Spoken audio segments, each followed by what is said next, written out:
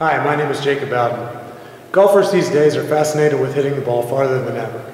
People buy all the latest equipment technology and take lessons with top instructors in the hopes of hitting longer drives.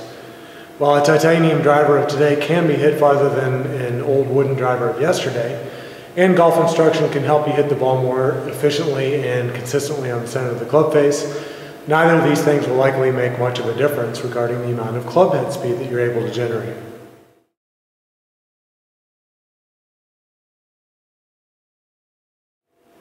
As someone who played college basketball, had a tryout with the Minnesota Twins, and played a variety of other sports, I knew that it was possible to train oneself to jump higher, get stronger, and dramatically improve the body's overall performance. So I started searching around on the internet for how to get more swing speed, but most of what I found revolved around golf fitness. Now, certainly I'm all for feeling good and being healthy, but let's be honest. The golf fitness boom has done nothing significant to make PGA Tour players either score better or hit the ball longer. Yes, tour players these days are arguably more fit and may have more longevity, but scoring averages on tour are still the same as 10 years ago, as are the driving distances. As an example, if being fit made a huge difference to distance, then a super fit guy like Camilo Villegas should lead the tour driving distance and hit the ball as far as anyone else in the world, but he doesn't. Camilo generally averages around 113 miles an hour of swing speed and drives the ball about 290. That's pretty normal by tour standards. Compare that to the guys at the Remax World Long Drive Championships who can reach TrackMan swing speeds in the upper 140s and occasionally over 150 and routinely hit drives over 400 yards. Landon Gentry, for example, he's obviously not as fit as Camilo, but he can definitely swing faster and he also hit a lot farther.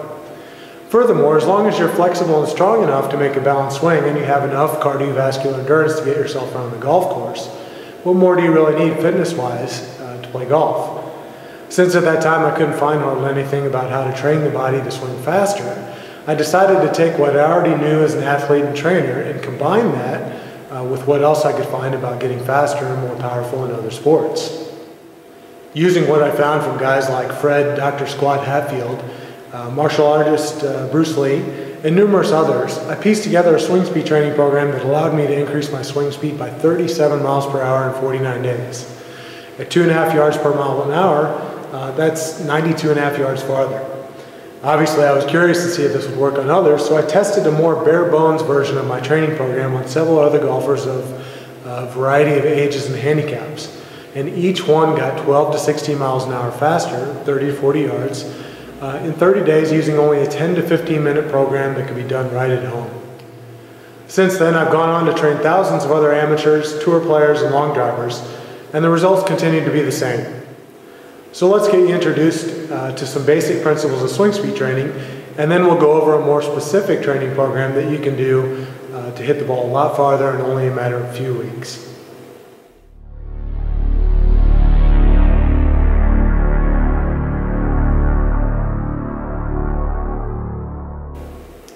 If you've ever had a class in physics, you may remember that power is equal to distance times force divided by time.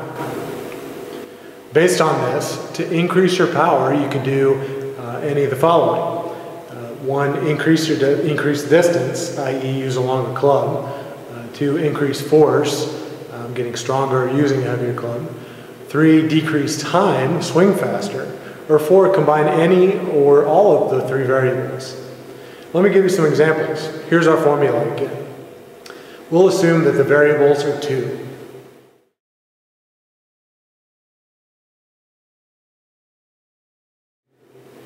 If we increase distance to 3, the power goes up from 2 to 3.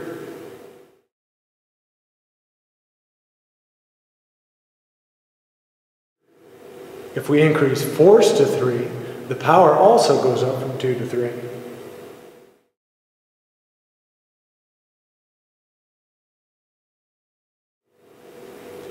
If we decrease time from 2 to 1, the power goes up from 2 to 4.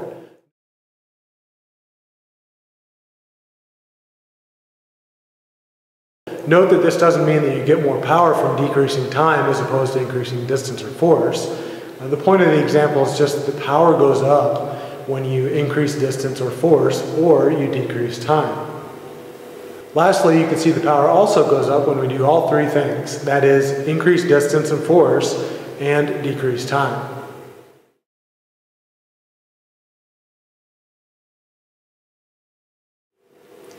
Since this particular video is about swing speed and not equipment, we're going to go over the part of increasing force and decreasing time that more specifically deal with the strengthening and speeding up your golf muscles. So how do you do that?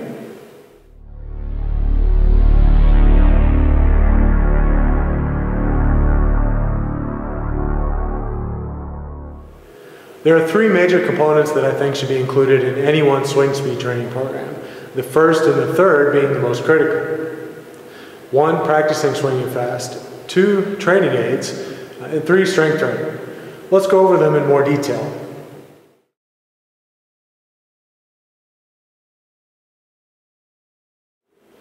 The first major component of swing speed training is just to simply practice swinging faster.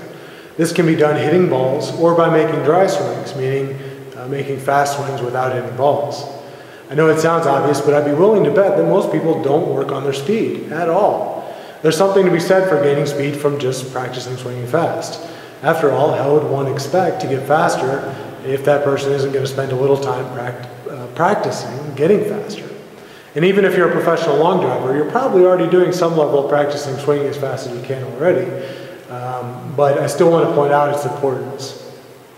Along those lines, the volume of swings you make in training is important too. Although the golf swing is 1 rep at a time, many long drive events, for example, have multiple rounds that you have to hit in each day over a 2 to 3 day period. So some level of stamina is required to be able to maintain your peak speed throughout the entire event without gassing out.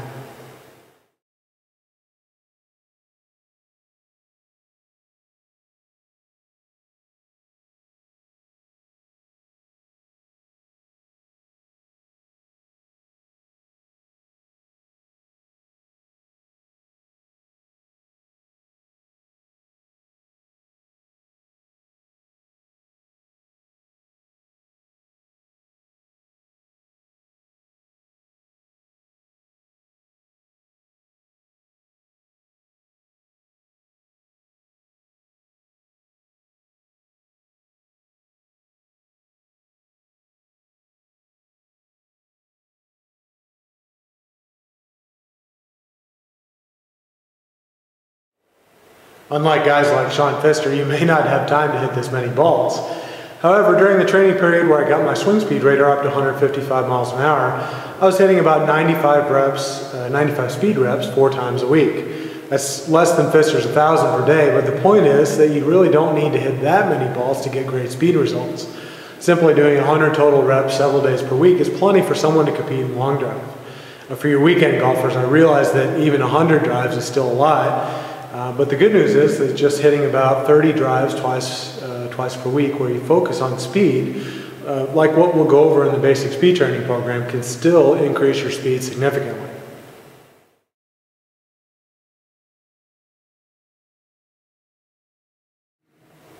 The second major component to include in your swing speed training program is some sort of training aid. I don't think working with the training aid is as important as practicing your speed and building your golf swing strength, but it's still worth a look, in part just because many of the fastest long drivers in the world use them. For that matter, in my experience, cross-training your swing for speed to some degree also seems to generate better results.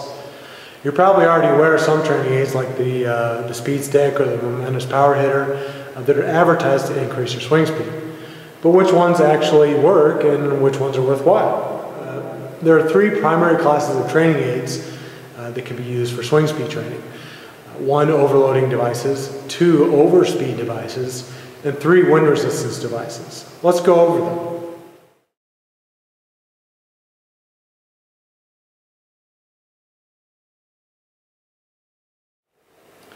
Overloading devices, or weighted clubs, are training aids that add weighted resistance to your swing. These heavy clubs are good because they're nice for warming up. They can help build swing awareness. They make a normal golf club subsequently feel relatively light, and they can also help you strengthen your golf muscles.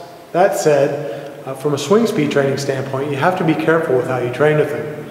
If you swing a weighted club slow too often, you could very well be developing slow twitch muscle fibers and thus be training yourself to swing slower, even though you might be stronger. To equate that to our power formula example, the increase in time negates a correlating increase in force, and thus the power doesn't change. Personally, I would be careful about having weighted devices be a part of your program. There is the potential for injury when you swing heavy clubs fast. I've strained my finger joints before with heavy club speed work using an ultimate swing trainer. Plus, they weigh down your golf bag and can be a nuisance to take with you when and if you travel. Some of the more common overloading devices that you may know about would be the following.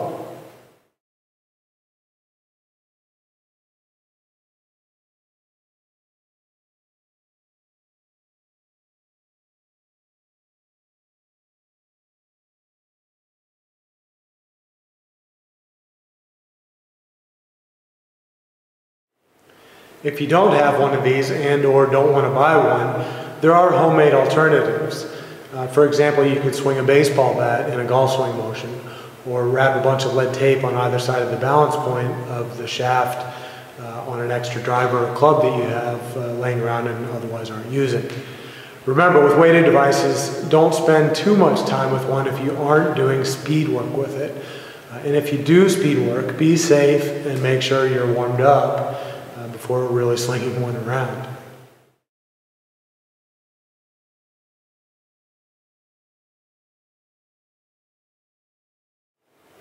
Overspeed devices are devices that allow you to swing faster than what you would with a normal club. Sometimes they're lighter than your normal club, but not always. Overspeed devices can be likened to a sprinter training to get faster by running downhill, or by a swimmer getting pulled through a pool with a harness at world record pace. The idea in either case is to give the athlete the sense of what it's like to go faster. The same applies with overspeed devices in golf. Some examples for overspeed devices are the following.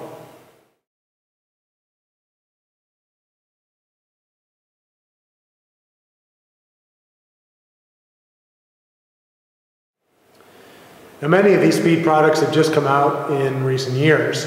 Prior to that, guys would build their own homemade overspeed club. When I first started training, I just took an old super lightweight shaft, drilled holes in 2 golf balls, and bolted the 2 balls on the end of the shaft. And the net result was basically something that I could swing that was lighter than my regular club.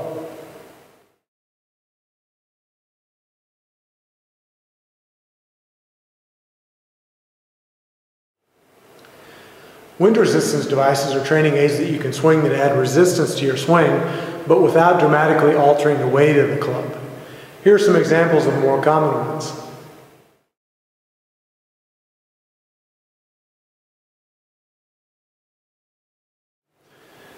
I've never tried the Momentous XL iron or swing lane. The Power Swing Fan is pretty cool. I have one of those, but it's a bit bulky. And I used to have a Power Shoot swing speed trainer. It was lightweight and it traveled well, but I found it to be a little clunky. My personal favorite is a homemade wind resistance device. All you do is go to Walmart or some sort of pool supply store and buy a ribbed pool noodle, the foam thing that kids use for floating in pools. Cut off a 10-inch section of it, slide it down your golf shaft and swing away. It's cheap, it's lightweight, it travels well, and it packs easily into your golf bag. Alternatively, you might wrap some rope around your club head cover to keep it from flying off on your driver and make swings with the head cover on. Or you could tie a small piece of cloth around the end of your golf shaft near the head and make swings with that too.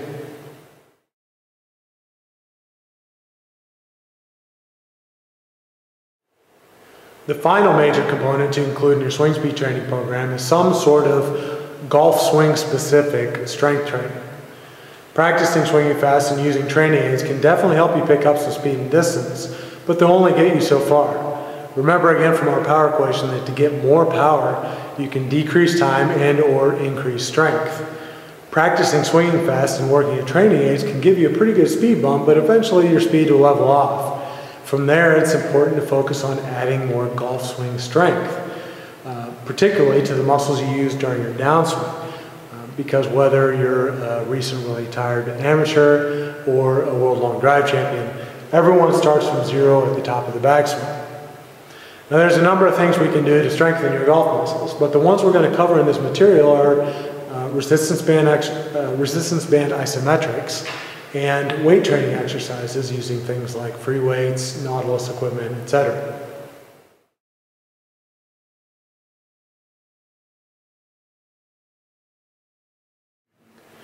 A dictionary definition of isometrics could be that they are exercises performed by the exertion of effort against a resistance that strengthens and tones the muscle without changing the length of the muscle fibers.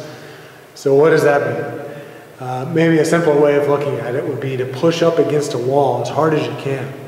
The wall likely won't move, and the length of your muscles probably won't move, even though you could be putting forth 100% full exertion into pushing up against the wall. I first learned about isometrics when I was researching ways to swing faster. As I said, since at the time there wasn't hardly any information on this topic within the golf industry, I looked to other industries for answers. I asked myself, who's fast? And one person that came to mind was the martial artist Bruce Lee. And Bruce Lee was known, of course, for being extremely fast. After a little more research into his training principles, I found out that he was a big advocate of isometrics. Isometrics are fairly easy to do. They don't have to take up much time to perform. Normally the contraction is held for 8 to 10 seconds. Multiple sets can be done multiple days per week, and you don't need any special equipment generally. I experimented with doing them and I found that not only did they help build my speed, but they also helped my absolute strength for weight training. All of a sudden I was lifting much more weight in my exercises. One useful way that you can apply the benefits of isometrics to the golf swing are to get some resistance bands and perform them in various positions of the downswing. For example, at the top of the backswing, halfway down to impact, and at impact. These exercises can be done with both hands and each hand individually. In fact, this is exactly what we'll do in the basic speed training program.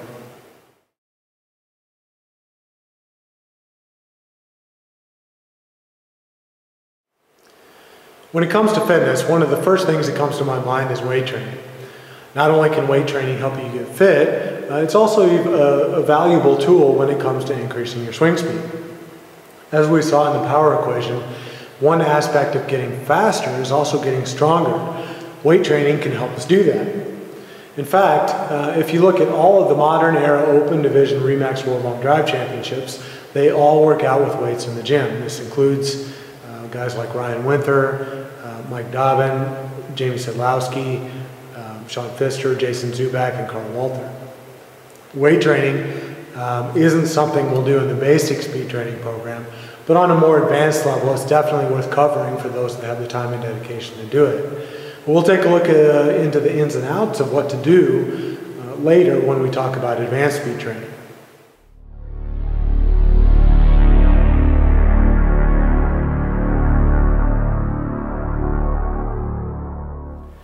As you'll see in the basic speed training program, you'll be able to pick up quite a bit of speed if you simply do nothing more than spend some time and effort practicing your speed and also adding very specific strength to your golf swing muscles, especially if you're already doing nothing for your swing speed.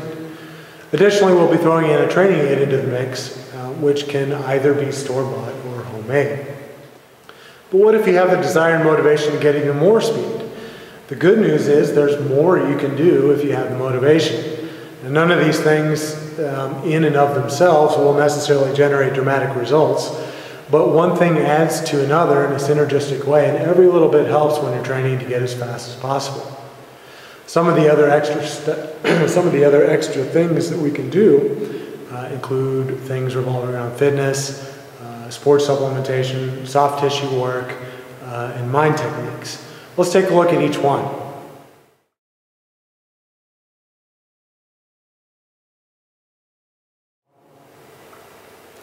As I mentioned, tour players are arguably more fit in the fitness boom of our modern golf era, but honestly, scoring averages haven't changed significantly, and thus it could be said that fitness is overrated as far as playing good golf is concerned. You don't need to have a flat belly. You don't have to be able to run a 5K race, or you don't have to be able to do the splits. That being said, I would like to touch on a few things as far as fitness is concerned because I think there is still some value there. More specifically, we'll cover cardiovascular fitness, diet, and your flexibility.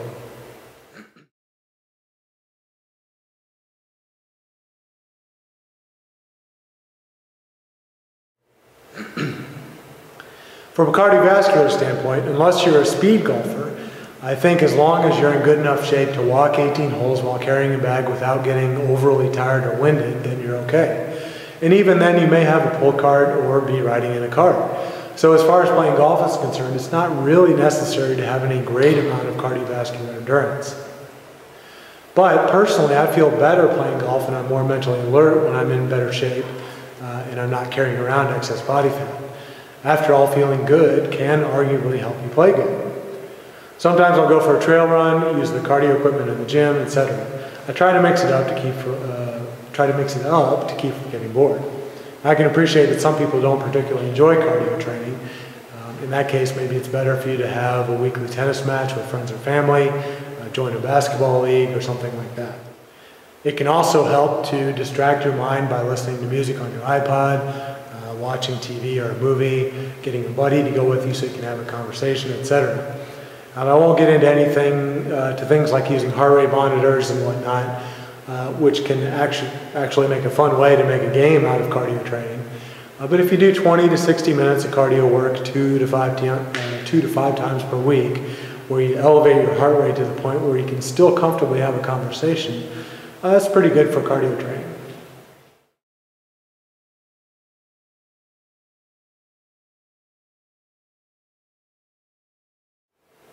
Again, being lean isn't a prerequisite to playing good golf. There are a lot of tour players and long drivers with bellies that can still move the club very fast.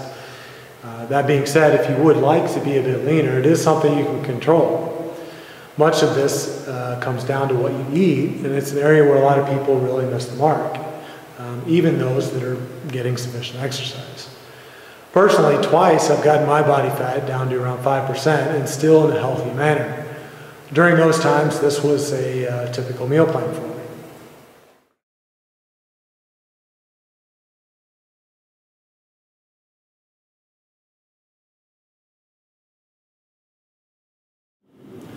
More or less, it was a very natural food diet with some protein shakes thrown in as a matter of convenience to get some more protein.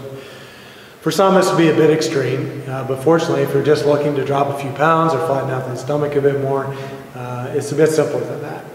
Here are a few tips that can help you when it comes to eating. Have smaller portions and more meals. Bodybuilders typically take what they eat in a day and spread it out over 6 smaller meals during the day.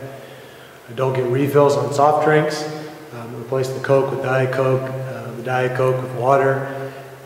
Drink a bunch of water an hour or so before eating to make sure your urine is more clear. Oftentimes, feeling hungry is actually just being dehydrated.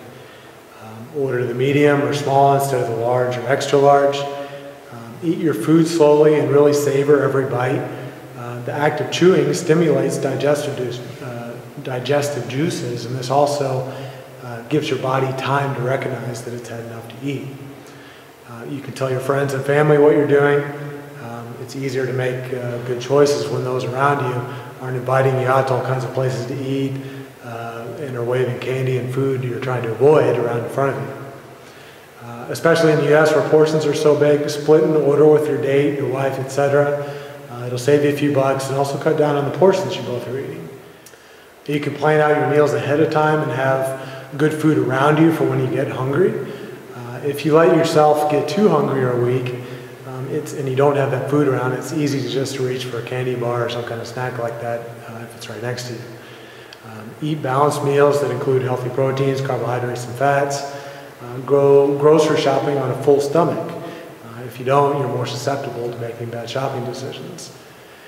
What many call food today is actually food-like products. Similarly, what we call organic food today, your grandparents called food. So if it wasn't around 1,000 years ago, don't make it a big part of what you eat and avoid, as best as you can, the fast food, junk food, processed food, and stuff like that. Now, eating habits can be a challenge to change, so be prepared to negotiate with yourself the first couple weeks until you establish new habits and get over your cravings. My wife and I actually are using an app for our iPhones right now called MyFitnessPal. Basically, you punch in your current weight and your target weight, and it gives you caloric goals for the day. And every time you eat, you enter in your food to the log that, by the way, has an enormous database of foods. We like it because it doesn't necessarily tell you what you can eat, just how much. It's a good way of cutting down your portions.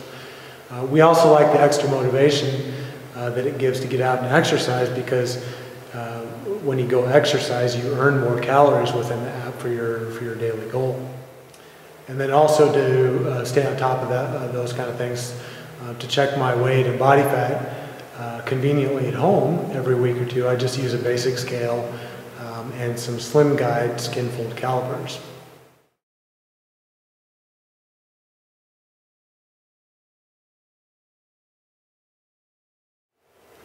It's also not necessary to be as flexible as you might think to hit the ball far. On the PGA Tour, J.B. Holmes does not swing back to parallel, yet he's one of the longest hitters on tour. In the world of professional long driving, Sean Pfister and Vince Howell, they don't swing back to parallel either, and yet they generate world-class club head speeds and win championships. Being flexible does give you more time and distance to get up to speed from the top of your backswing, but you still can be fast with a short backswing. That being said, if you want to work on your flexibility, I think these three areas will give you the most bang for your buck.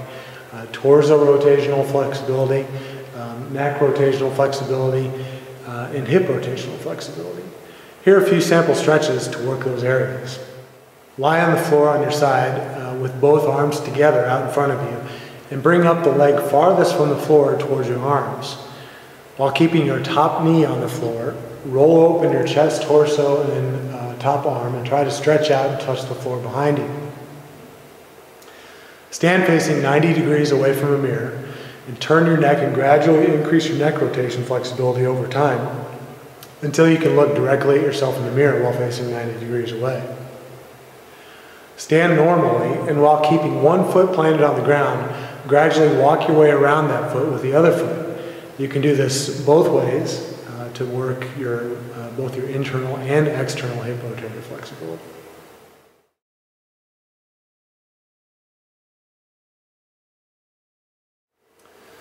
Although ideally you're getting all the nutrients your body needs from a healthy diet based on things found in nature, sometimes it's useful to take sports supplements as a matter of convenience, or to make up for things you're missing in your diet. Most useful and most popular are probably protein shakes and creatine. When I had my body fat down to 5%, and also when my swing speed was at its fastest, I was taking both supplements. As a general rule of thumb, bodybuilders take protein shakes for convenience to make sure they're getting enough protein to build new muscle.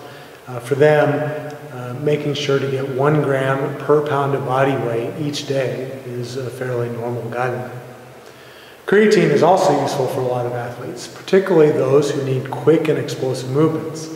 As the golf swing is a series of individual reps with a short amount of recovery time between each swing, creatine can have a great application towards maximizing swing speed.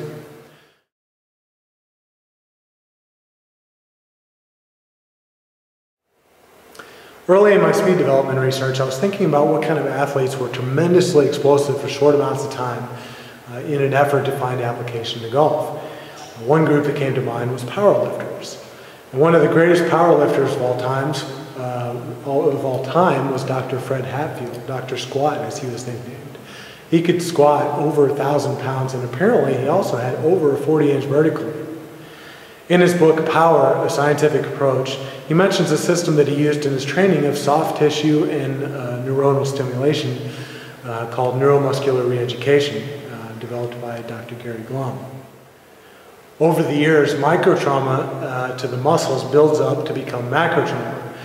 Minute scarring takes place between the muscle cells and can severely limit both your range of motion and the contractile strength. NMR removes much of the limiting adhesions and breaks up the scar tissue.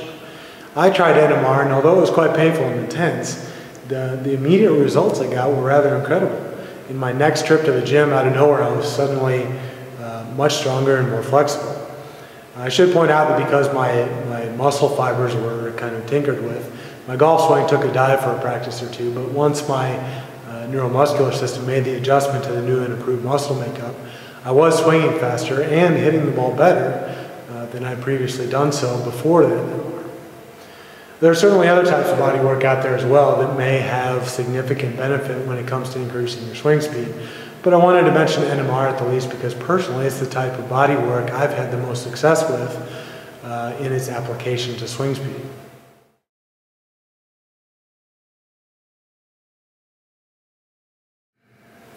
Let's face it, if you're disciplined enough to do it, visualization helps.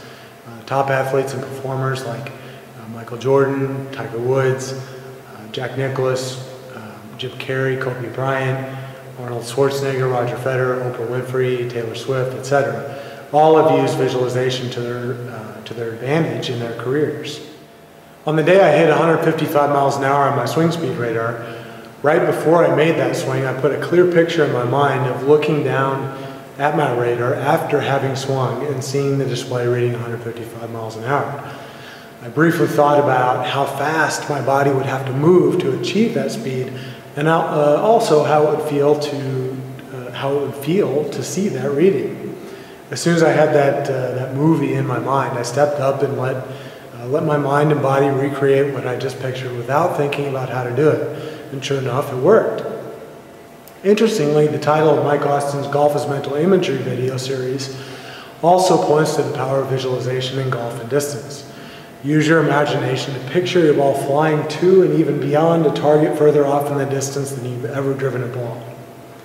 As far as your training goes, on a daily basis, I'd recommend visualizing your goal swing speed for a few seconds or a couple minutes in the morning, when you wake up, at night before you go to bed, in the shower, or some other place where you can get quiet with your conscious mind. First, imagine how fast you currently swing, and then imagine how fast your body would need to move to swing at whatever speed you choose. You might think of your arms moving as speedily as a hummingbird moves its wings, your swing being as fast as lightning, or something else that's fast. Imagine yourself hitting the ball farther, straighter, and more relaxed and balanced than you ever have before.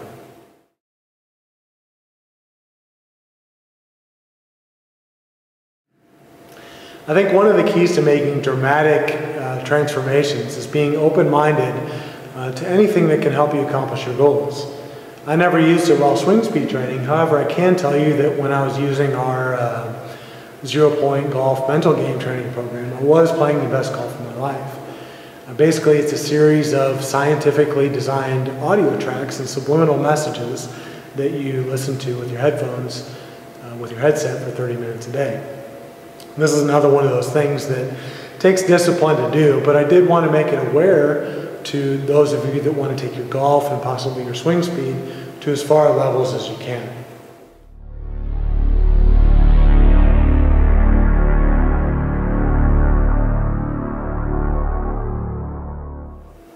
Before we get to the training programs, let's take a look at some average speed numbers to give you an idea of where you are and what you might want to shoot for as an eventual goal speed. Based on my own experience of training golfers, it's fairly common to see amateur women and amateur seniors with swing speeds between 60 and 90 miles an hour. If you're around 60 miles an hour, you probably hit drives around 155 yards. Similarly, a 70 mile per hour swing will get you about a little over 180 yards per drive.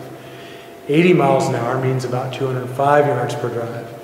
And 90 miles an hour will get you about 230 yards per drive. Most amateur men I see range from 80 to 100 miles an hour. 100 miles an hour can get you close to 260 yards per drive. The senior tour has an approximate average of 106 miles per hour and 274 yard drives, with a range of about 93 miles an hour, 239 yards, to 117 miles an hour, 299 yards. I haven't calculated the average distances the senior tour courses are, but in my observation, they generally play the tee box that are second from the back. Now, since there's so much data collected at tour events these days, I can tell you more specifically that the average PGA Tour player has a swing speed of around 113 miles per hour, or 288 yards per drive, and an average range of about 105 miles an hour, 270 yards per drive, to 124 miles per hour, about 315 yards per drive. So if your goal is to play hard courses, meaning PGA Tour caliber tournament courses, which generally have course ratings of 74.7, you'll need at least 105 miles an hour to do that. At the long drive level, the senior division, or over 45, winners are usually in the low 130s and routinely hit over 325 yards per drive. And finally, the open division winners are normally averaging in the low to mid 140s and regularly hit over 350 yards per drive, and oftentimes hit well over 400, depending on the conditions.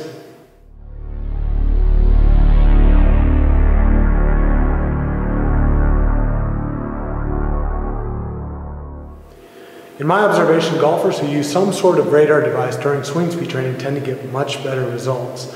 I think this is partially because a radar can provide immediate feedback on each and every swing, thus helping to ensure that you're truly pushing yourself during your training. The radars that are currently being used to measure club head speed on the PGA Tour and the Remax World Long Drive Championships are called TrackMan. The FlightScope X2 is also quite commonly used as well.